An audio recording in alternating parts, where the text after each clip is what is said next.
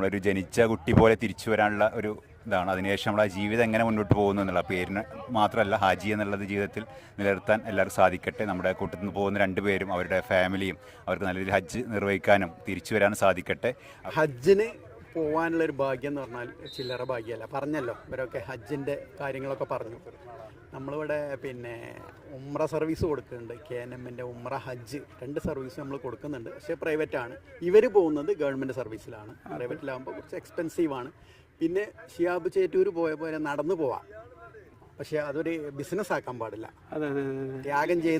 ത്യാഗം കൊണ്ട് നമുക്ക് ഹജ്ജ് ചെയ്യാം. മണിദീപമേ മക്കി മദീന നിലാവേ മഖബൂൽ യാസീൻ മുഹമ്മദ് റസൂലേ ഉദയാസ്തമാന ഉപകര ദീന ഉദയ